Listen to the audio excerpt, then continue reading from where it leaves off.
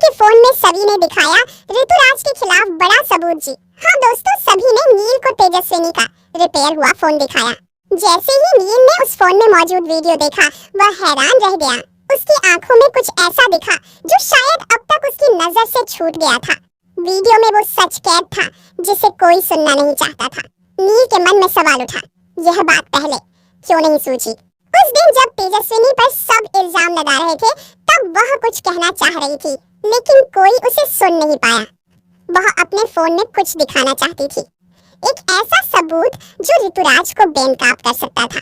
लेकिन तभी ऋतुराज ने उसका फोन तोड़ दिया था और सारे सवाल वहीं दब गए थे। अब जब फोन ठीक हो गया है, उसमें सब कुछ रिकॉर्ड है। वीडियो में साफ दिख रहा है कि ऋतुराज तेजस्विनी को धमका रहा है और तेजस्विनी डरी सहमी खड़ी है। वह बेबसी में उसकी बात मान रही है। इस वीडियो से ये भी साफ हो गया कि उस रात तेजस्विनी ऋतुराज के कमरे में क्यों गई थी। उसके इरादे गलत नहीं थे, लेकिन हालातों ने उसे गुनहगार बना दिया। अब नील और सभी के पास सच्चाई थी, एक ऐसा सबूत जो न सिर्फ तेजस्विनी की बेगुनाही साबित कर सकता था, बल्कि ऋतुराज को भी बेनकाब कर सकता था। दोनों ने फैसला किया कि वे यह वीडियो लेकर सीधे प्रधान हाउस जाएंगे। वहाँ सबके सामने सच रखा जाएगा। तेजस्विनी को न्याय मिलना चाहिए और अब कोई उसे झूठा नहीं कह सकेगा। लेकिन जैसे ही वे आगे बढ़ने की तैयारी कर रहे थे, कहानी ने एक बड़ा मोड़ लिया। सभी को एक बुरी खबर मिली। उसके ऑफिस से कॉल आया कि उसे तुरंत रिपोर्ट करना है। जब वह वहां पहुंची तो उसका सीनियर ऑफिसर उसे केबिन में बुलाकर एक सस्पेंशन लेटर थमा देता है। यह सुनते ही सभी का दिल टूट जाता है। उसे यकीन ही नहीं होता कि जिस ईमानदारी से उसने अब तक काम किया, उसी का उसे इनाम मिला, नौकरी से निलंबन। सभी ऑफिस से बाहर आती है। उसका चेहरा उतरा हुआ है, आंखों में आंसू हैं। वह सोचती है कि अब क्या होगा। उसने जो वर्दी पहनकर अपने परिवार को सहारा देने की कसम खाई थी, वही उससे छीन ली गई है। अब वह रजत को इंसाफ कैसे दिलवाएगी, खुद का ख्याल कैसे रखेगी? लेकिन जैसे ही वह बाहर आती है, उसे नील नजर आता है। वह वही उसका इंतजार कर रहा होता है। उसकी आंखों में चिंता साफ झलक रही होती है। नील सभी की हालत देखकर पूछता है, क्या हुआ सभी, तुम इतनी परेशान क्यों हो? सभी आंखों में आंसू लिए कहती है, जिस सहारे से मैं रजत को इंसाफ दिला सकती थी, वो भी मुझसे छीन गया। अब मैं क्या करूंगी? नील उसका हाथ थामते हुए कहता है, चाहे जो हो जाए, मैं तुम्हारे साथ हूँ। हम मिलकर इस लड़ाई को लड़ेंगे। अब सभी अकेली नहीं थी। नील का साथ उसके लिए नई हिम्मत बनकर आया। दोनों प्रधान हाउस पहुँचे, हाथ में तेजस्विनी के फोन में मौजूद सबूत लेकर। प्रधान हाउस में सब लोग मौजूद थे, ऋतुराज, विमला, आदित्य और बाकी सभी। जैसे ही नील ने सबूत दिखाया, घर में सन्नाटा छा गया।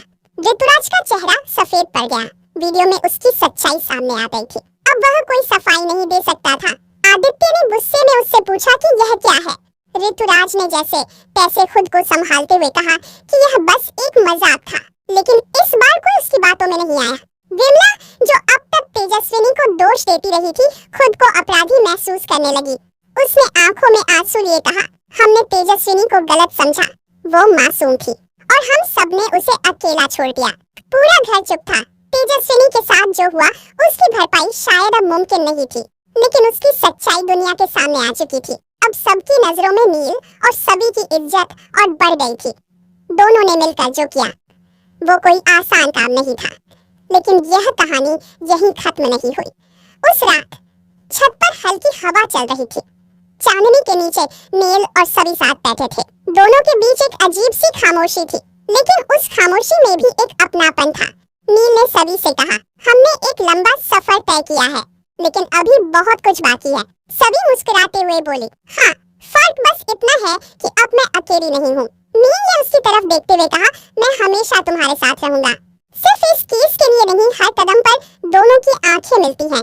उनमें एक नया रिश्ता पनप रहा है, शायद भरोसे से, शायद प्यार से। लेकिन ठीक उसी पल कहानी ने एक और मोड़ लिया। जैसे ही वे घर से बाहर निकले, एक अजनबी उनके सामने आकर खड़ा हो गया। उसकी आंखों में डर था, लेकिन साथ ही सच्चाई बताने की तरफ भी। उसने कहा, आप दोनों को कुछ और जानना चाहिए। ऋतुराज के पास सिर्फ यही राज नहीं था। तेजस्विनी की मौत वो कोई हादसा नहीं थी। दोनों चौंक गए। नील ने पूछा, क्या मतलब है तुम्हारा? उस शख्स ने कहा, उस रात जो हुआ, वो एक चेहरा नहीं, एक पूरी साजिश थी। और फिर वह वहाँ से भाग गया, लीविंग बिहाइंड एक सवाल, क्या तेजस्विनी के साथ हुई घटना सिर्फ ऋतुराज की करतूत थी या इसमें और लोग भी शामिल थे? अब नील और सभी की जंग एक और नए मोर्चे की तरफ बढ़ रही थी। क्या वे इस साजिश की तह तक पहुंच पाएंगे?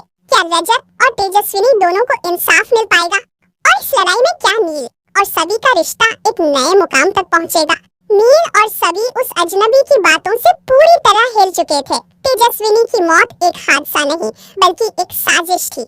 यह जानकर उनकी जमीन खिसक गई। अब जो लड़ाई वे लड़ रहे थे वो सिर्फ एक व्यक्ति के खिलाफ नहीं बल्कि एक गहरे रचे जाल के खिलाफ थी। सभी ने तुरंत नील से कहा, हमें उस अजनबी को ढूंढना होगा, वह कुछ जानता है और शायद वही हमें अगला सुराग दे सकता है। नील ने सहमति में सिर हिलाया। दोनों ने तय किया कि वे जल्द से जल्द इस राज की तह तक पहुंचेंगे। अगले दिन सभी ने उस अजनबी की पहचान जानने की कोशिश की। उसने सीसीटीवी फुटेज खंगाले और नील ने अपने पुलिस कांटेक्ट से मदद ली। कुछ ही घंटों में उन्होंने पता लगा लिया कि उस आदमी का नाम साहिल है। वो पहले प्रधान हाउस में एक अस्थायी कर्मचारी था जिसे तेजस्विनी के केस के कुछ दिन बाद ही अचानक निकाल दिया गया था।